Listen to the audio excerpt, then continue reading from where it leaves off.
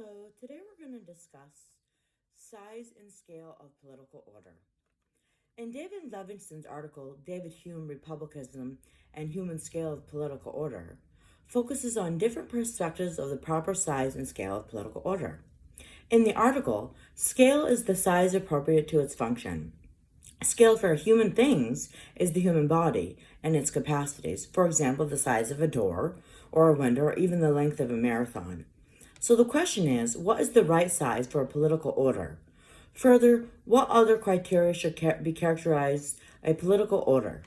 For Thomas Hobbes, as presented in his work Leviathan, a political order should foster an individual's right to pursue their own honor and glory, being constrained only by necessary civil protections. Human scale was not a significant consideration for Hobbes, even if presented on a global scale. Safeguards are presented by sovereign power to enforce civil rules. Hume had a different view, which embraced Aristotle's small-scale values of virtue, balances, and property.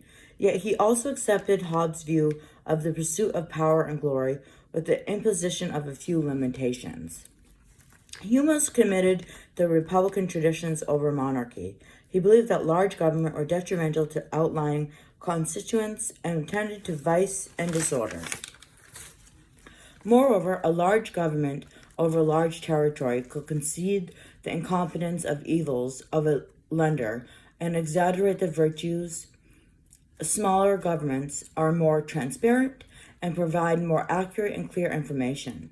So, for Hume, more ideal polity would one of manageable scale and equality for opportunity was more evident and available. Virtue and its emulation is only reasonably available in a small scale where accountability is achievable.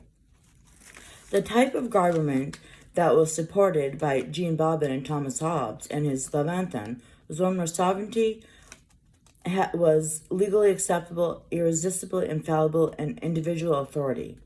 There should be no competing republican authority, which in Hobbes' view tended to anarchy. Hume, on the other hand, rejected absolute sovereignty and believed that competing authorities were preferable. There was a system of divided authority in the Roman Republic which brought balance. He believed in the necessity of a portion of power, reasonable, general, and equal laws. Hume's hope was that large monarchies would be broken down to a number of human-scale republics, similar to ancient Greek societies. Livingston's article conveys breakdowns of the governmental system into a detailed democratic polity. The Senate, in this system, was not the absolute power, but depends on republics ratifying decisions. Everywhere there is checks on majority rule and human polity in his own, in his one which is people enjoy considerable political participation. In the U.S., there are 435 representatives in the House of Representatives, which reflects a ratio of one representative for every 690,000 people. These kind of ratios are found in European countries as well.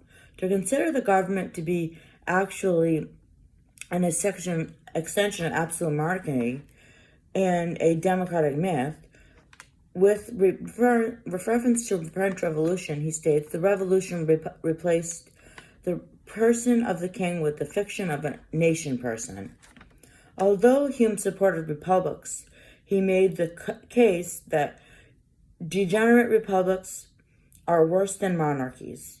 The involvement of the elites through the use of public credit can more readily destroy economy more than monarchy. Moreover, public credit financed Britain's was for the ultimate achievement of colonialism. Finally, Livingston recommended for a breakdown of large governments in order to have more republican components and any to be somewhat idealistic. Of course, actions that foster more democracy would be ideal, yet this doesn't seem to be the direction we are going.